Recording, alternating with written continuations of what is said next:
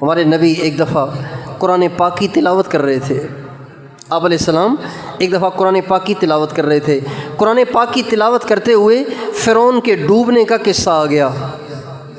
فرعون جب ڈوب رہا تھا سمندر میں، بحر کلثم میں ڈوب رہا تھا، تو وہ چیخ رہا تھا، چلا رہا تھا، اپنے مددگاروں کو بلا رہا تھا، اور جب کوئی اس کا مددگار نہ آیا تو اس نے کہا آمنت انہ لا الہ الا الذی آمنت بہ بنو اسرائیل، بس میں نے مان لیا اس معبود کو جس پہ بنی اسرائیل ایمان لائے۔ جب اس نے یہ کہا تو اللہ نے کہا الآن، اب کہتے ہو، کاش کہ اس سے پہلے کہتے فَالْيَوْمَ نُنَجِّيكَ بِبَدَنِكَ لِتَكُونَ لِمَنْ خَلْفَكَ آیَةً، آج ہم تجھے ہلاک بھی کریں گے، تیرے جسم کو بھی بچائیں گے، تاکہ قیامت تک کے لوگ تجھے دیکھ کے عبرت حاصل کریں کہ جو اللہ کا نافرمان ہوتا ہے، نبی کا نافرمان ہوتا ہے، اور جو سرکش ہوتا ہے، خدائی کا دعوے دار ہوتا ہے، اس کا اتنا برا اثر ہوتا ہے۔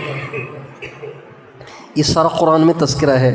ہمارے نبی جب اس کی تلاوت کر رہے تھے تو حضرت جبریل آسمان سے آ گئے۔ جبریل علیہ السلام نے کہا یا رسول اللہ، جس واقعے کو آپ قرآن میں پڑھ رہے ہیں نا، اس واقعے کو میں نے آنکھوں سے دیکھا ہے۔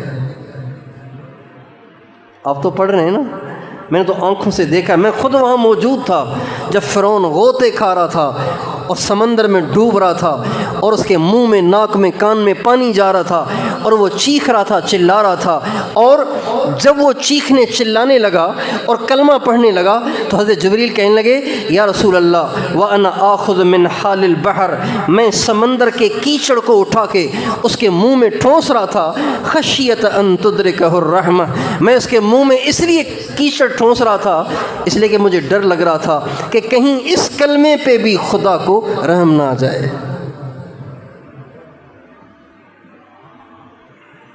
میں اس کی آواز کو دبا دینا چاہتا تھا،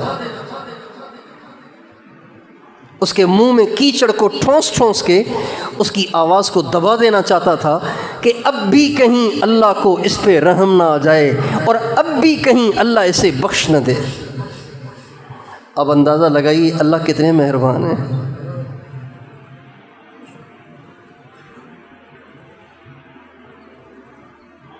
جو فرعون کو معاف کرنے کے لیے تیار ہو تو وہ میرے آپ جیسے گناہ گاروں کو معاف کرنے کے لیے تیار ہوگا کہ نہیں ہوگا بھائی؟ اس لیے انسان کو چاہیے کہ کبھی بھی اللہ پاک کی رحمت سے مایوس نہ ہو، اپنے گناہوں کی وجہ سے اللہ کی رحمت سے مایوس نہ ہو، ہمیشہ پر امید رہے میرا مالک بڑا مہربان ہے، ہم توبہ کریں گے وہ معاف کرے گا۔ لیکن اس کا مطلب یہ نہیں ہے کہ وہ گناہوں پہ اور جری ہو جائے، یہ تو بے غیرتی کی بات ہے، یہ تو بے حیائی کی بات ہے کہ اللہ معاف کرنے کے لیے تیار ہے تو ہم بھی دھڑا دھڑ نافرمانیاں کرتے رہیں، یہ تو بے حیائی ہے۔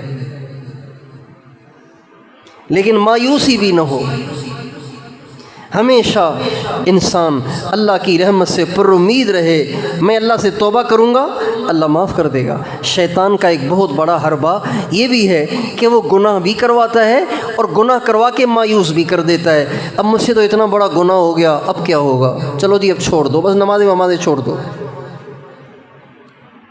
مایوس کر دیتا ہے۔ گناہ ہوا، اب ذکر بھی چھوڑ دیا، تلاوت بھی چھوڑ دی، مراقبہ بھی چھوڑ دیا، بزرگوں سے ملنا بھی چھوڑ دیا، تبلیغ میں جانا بھی چھوڑ دیا، مسجد میں آنا بھی چھوڑ دیا۔ کیوں؟ اجی مجھ سے تو گناہ ہو گیا ہے، اب ہم تو ویسے ہی مردود ہو گئے۔ نہیں بھائی، اللہ بڑا مہربان ہے۔ انسان گناہ کر کر کے تھک سکتا ہے، اللہ معاف کر کر کے کبھی نہیں تھکتے۔ دنیا کا کوئی گناہ گار ایسا نہیں ہے، کوئی گناہ گار ایسا نہیں ہے جو اللہ پاک کے دروازے پہ توبہ کرنے کے ارادے سے آئے اور اللہ اسے واپس کر دے، ایسا کوئی گناہ گار نہیں ہے۔